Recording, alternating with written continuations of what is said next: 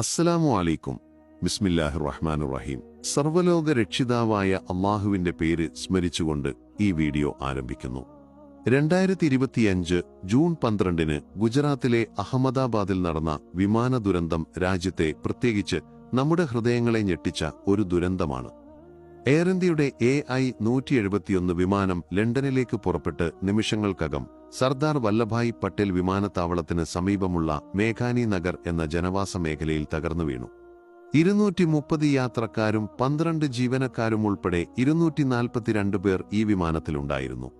ദാരുണമായ ഈ അപകടത്തിൽ നിരവധി പേർക്ക് ജീവൻ നഷ്ടപ്പെട്ടു. എന്നാൽ അല്ലാഹുവിന്റെ അത്ഭുതകരമായ കാരുണ്യത്താൽ വിശ്വാസ് കുമാർ രമേശ് എന്ന 38-കാരനായ ഒരാൾ ചെറിയ പരിക്കുകളോടെ ഈ ദുരന്തത്തിൽ നിന്ന് രക്ഷപ്പെട്ടു. ഈ സംഭവം നമ്മെ ഓർമ്മിപ്പിക്കുന്നത് ജീവനും മരണവും അല്ലാഹുവിന്റെ കൈകളിൽ മാത്രമാണെന്നാണ്. പരിശുദ്ധ ഖുർആനിൽ സൂറത്തുൽ ആലു ഇമ്രാനിൽ അല്ലാഹു പറയുന്നു, അല്ലാഹുവിന്റെ അനുവാദമില്ലാതെ ഒരാളും മരിക്കുകയില്ല, അത് നിശ്ചിതമായ ഒരു സമയത്താണ്.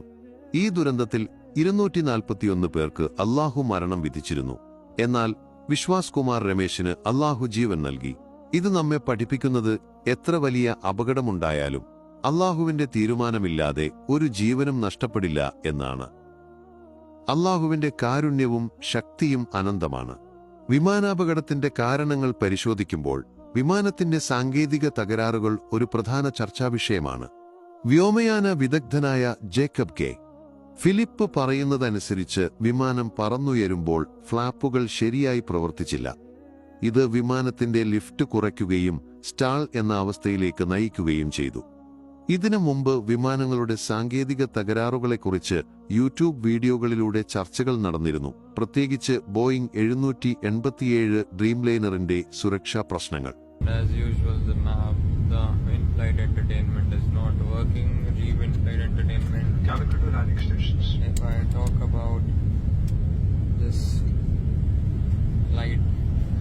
It is also not working. If I press this cabin crew button, it's not working either. Nothing is working. Nothing. ഈ അപകടത്തിൽ പറന്നുയർന്ന് 30 സെക്കൻഡിനുള്ളിൽ പൈലറ്റ് മെയ്ഡേ മുന്നറിയിപ്പ് നൽകിയിരുന്നു. എന്നാൽ എയർ ട്രാഫിക് കൺട്രോളുമായുള്ള ബന്ധം നഷ്ടപ്പെട്ടു. ഇസ്ലാമിക വീക്ഷണത്തിൽ ഈ ദുരന്തം നമ്മെ ദൈവത്തിന്റെ പരീക്ഷണങ്ങളെക്കുറിച്ച് ഓർമ്മിപ്പിക്കുന്നു.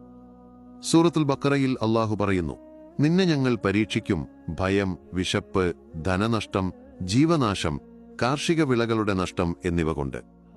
ഈ ദുരന്തത്തിൽ ജീവൻ നഷ്ടപ്പെട്ടവർക്ക് അല്ലാഹു സ്വർഗം നൽകട്ടെ എന്ന് നാം പ്രാർത്ഥിക്കണം. അവരുടെ കുടുംബങ്ങൾക്ക് ക്ഷമയും